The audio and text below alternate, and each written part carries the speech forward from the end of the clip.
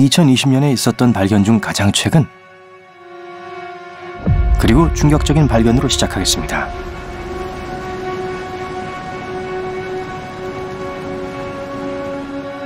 태양계에는 지구 말고도 생명체가 있을지 모릅니다. 이곳은 금성이에요. 태양에서 두 번째 행성이자 지구와 매우 닮았어요. 금성의 크기와 질량이 지구와 비슷하기 때문에 지구의 자매 행성으로 불립니다. 하지만 조건은 지구와 다르게 끔찍합니다. 온실 효과 때문에 표면의 온도는 477도까지 올라갑니다. 그리고 대기압은 마치 900m 물속에 있는 것처럼 무거워요. 하지만 이 적대적인 세상에 생명이 있을 수 있습니다. 수년 동안 이 주제에 대한 논의가 있었는데요. 2007년 과학자들은 금성에 한때 바다가 있었다는 것을 발견했습니다.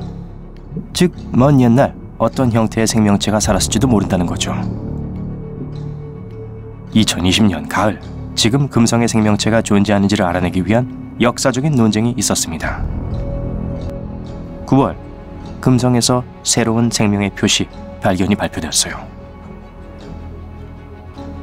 아타카마 사막의 알마 망원경은 금성 위에서 수소 화인을 발견했습니다. 그리고 이 가스의 양으로 볼 때 특정 미생물에 의해 생성되었을 수도 있다는 것을 암시하고 있죠. 하지만 이미 10월의 데이터를 다시 분석했고 새로운 결과는 그것이 오류였음을 나타냈습니다. 그래서 오늘날 우리는 금성에 어떤 생명체도 살지 않는다고 생각합니다. 하지만 누가 알겠어요?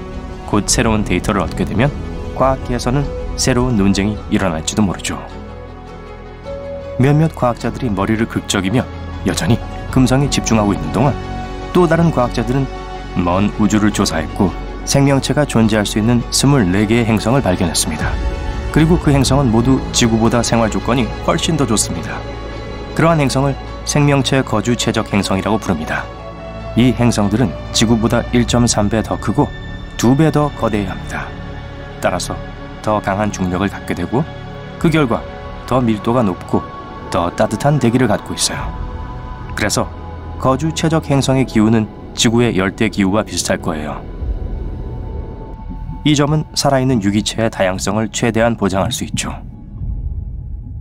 그런 행성의 호스트 항성은 적색 외성일 거예요. 적색 외성은 태양보다 훨씬 작고 그렇게 밝지도 않습니다. 하지만 수명은 700억 년에 이를 수 있습니다. 비교하자면 태양의 수명은 7배 더 짧고 이미 절반은 넘어섰습니다.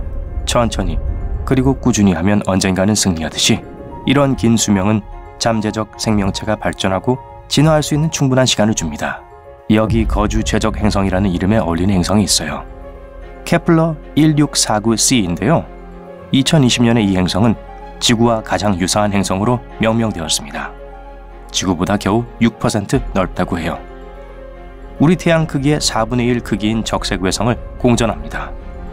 거주 가능 구역이 있고 공전하는데 19.5일이 걸립니다. 케플러의 기후는 여전히 미스터리로 남아있습니다. 우리가 태양으로부터 받는 빛의 약 75% 정도를 받는다고 알려져 있어요. 그래서 표면의 온도는 지구와 비슷할 거예요. 하지만 대기의 구성과 생명체가 나타나기 위해 필요한 다른 조건들에 대해서는 아직 알지 못합니다.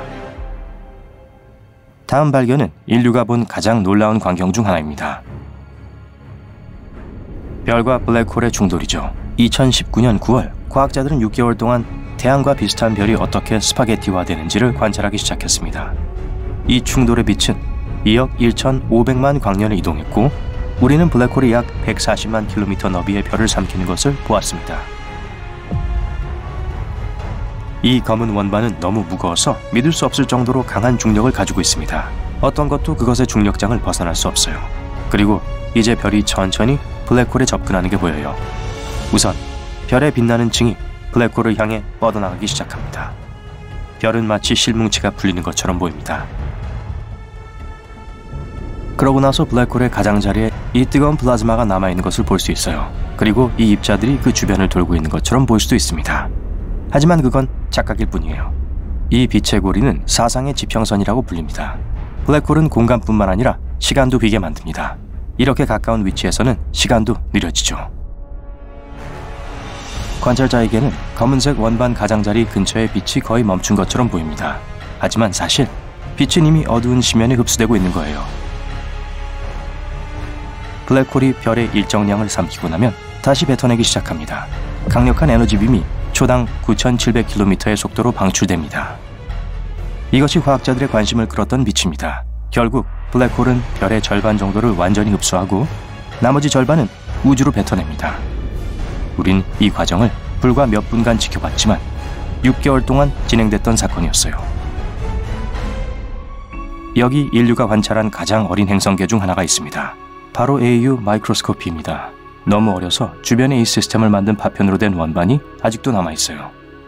하지만 여기서 생명체를 발견할 거라고는 기대하지 않습니다. 이 외계 행성의 호스트 항성은 표면에 존재하는 모든 생명체를 날려버릴 수 있는 방사능 불꽃을 계속 방출하거든요. 이 위험한 별을 공전하는 행성은 AU-MIC-B라고 불립니다. 이것은 천문학적인 기준으로 볼 때 갓 태어난 아기에 불과해요. 호스트 행성과 매우 가까워서 8.5일 만에 공전을 합니다. 이 행성의 나이는 겨우 1200만 살이죠. AU-MIC-B가 태어났을 때 지구에서는 마스토돈이 거닐고 있었고 온통 초원과 사바나로 덮여 있었습니다. 이 별에 비하면 우린 노인이라고 할 수 있어요. 지구의 나이는 거의 45억 살이니까요. 다음에 소개할 발견은 2020년 초에 있었는데요. 공상과학 소설의 풍경과 매우 비슷합니다. 태양이 2개 있는 행성이에요. 더 정확히 말하자면 우리 태양계에서 익숙한 것처럼 하나의 별 주위를 공전하는 것이 아니라 쌍성계 TOI 1338 주변을 공전합니다. 첫 번째 큰 별은 태양과 같고 다른 별은 적색 외성으로 3배 더 작습니다. 이 두 별들은 14일이 조금 넘는 시간 동안 서로를 완전히 공전합니다. 이 두 별의 궤도를 도는 행성은 지구보다 훨씬 큰 토성의 크기입니다. 비록 그곳에서 일물과 일출이 표현할 수 없을 정도로 아름다울지는 몰라도 이 행성은 어떤 형태의 생명체에도 적합하지 않을 거예요. 호스트 항성의 거주 가능 영역 밖에 있기 때문에 아마도 액체 상태에 물이 없을 테니까요. 우주에서 온 신비로운 무선 신호도 2020년에 수신되었습니다. 빠른 전파 폭발을 말하는 건데요. 과학자들은 이전에도 그런 신호를 관측한 적이 있지만 최근에야 그 신호가 일정 기간 후에 반복된다는 것을 증명했습니다. 새로운 데이터는 과학자들이 아주 대담한 이론을 내놓도록 만드는데 그 신호의 원천이 마그네타일지도 모른다고 주장합니다. 마그네타는 작고 태양과 같은 일반 별에 비해 질량이 큰 중성자 별입니다. 하지만 우주 전체에서 가장 강한 자기장을 가지고 있습니다. 하지만 수명은 매우 짧습니다. 겨우 100만 년이죠. 하지만 올해 과학자들을 가장 당황하게 만든 발견은 달이 녹슬고 있다는 사실입니다. 부식이 일어나기 위해선 산소와 물이 필요하지만 달은 그 두 가지를 가질 수 있는 대기가 없습니다. 주요 이론은 태양풍 때문이라고 말합니다. 태양풍은 엄청난 속도로 움직이며 지구 상층 대기의 산소를 긁어갑니다.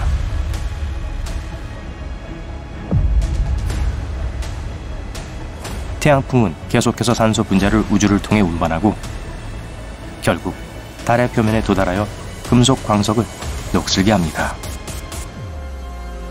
그런데 화성의 상징적인 붉은색은 녹 때문입니다. 오랫동안 화성에는 대기와 물이 있었어요. 화성 표면에 있는 철과 결합하여 녹이 쓰는 긴 과정을 촉발시켰고 이 과정은 고대부터 지속되고 있습니다. 또 다른 놀라운 발견은 성층권 망원경으로 달 표면에서 발견되었습니다. 성층권 망원경은 망원경을 운반하는 항공기인데요. 이 항공기는 망원경을 고도 13km까지 올립니다. 그래서 우주 망원경에 버금가는 화질을 가질 수 있게 해줍니다. 그리고 이렇게 특이한 관측 도구의 도움으로 과학자들은 달 표면에서 물을 찾을 수 있었습니다. 물 분자가 달에 보이는 면에 있는 가장 큰 분화구 중 하나에서 발견되었습니다. 하지만 물 분자의 수는 여전히 매우 적습니다. 사하라 사막조차도 달의 표면보다 약 100배나 많은 물을 가지고 있습니다.